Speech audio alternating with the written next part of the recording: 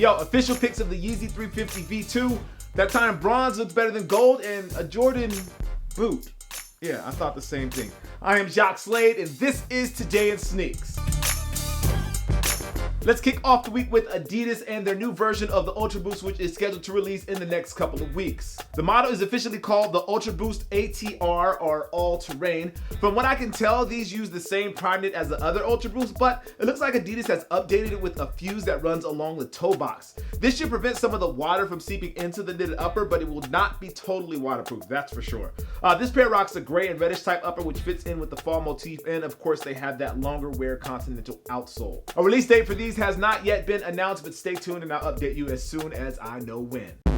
Jordan brand has been pushing the limits as far as their offerings go in the last couple of years. They've had golf shoes, and they even had hybrids that worked really well, like the Jordan Future. Keeping with that sort of vibe, Jordan brand is set to introduce the Jordan Future Boot on September 22nd. The model blends the outsole and the last of the Air Jordan 11 with a very military-style boot in a khaki colorway. Complete with the Jumpman logo on the tongue and on the outsole, the Jordan boot is different from anything that I can recall seeing from the brand in recent memory. As with most boots, comfort is really going to be the make or break thing about these, and I haven't actually had a chance to try these on, but I am anxious to give it a try. With that being said, you can look for these to release for $225. Adidas is winning when it comes to the hype wars, especially when it comes to runners, but don't think that they're winning by a long shot. Released earlier this summer, Nike dropped the Air Max 1 Flyknit that I'm going to say is one of the most comfortable shoes to release in 2016. For the latest colorway, Nike rocks with olive with some traces of black on that Flyknit upper and mixed that with fuse around the last. The blacked out outsole gives these a sort of a military vibe, while the Ultra outsole keeps them light and cushy. Now this particular colorway has actually already released overseas, but it does not have a US release date quite yet. Stay tuned and I'll update you as soon as I find out when that's going to happen.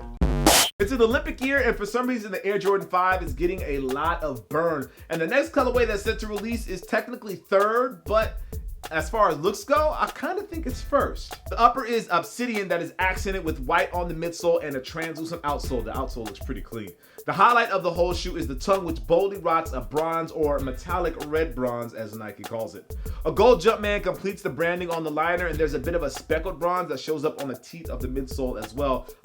Brownie points for those that know what the teeth actually stand for on this shoe. These are scheduled to release later this week, which is on September 24th, and they'll cost you the usual $190.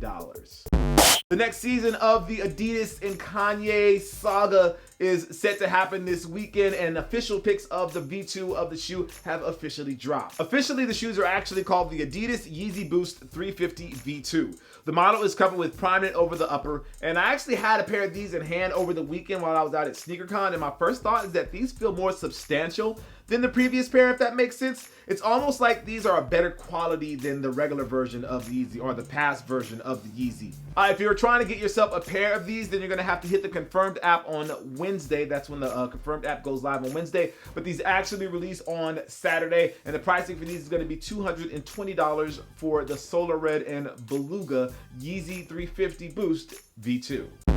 As for what I'm rocking today, it is this shoe, the shoe that I talked about earlier today, although this is a different colorway, the Air Max 1 Flyknit Ultra.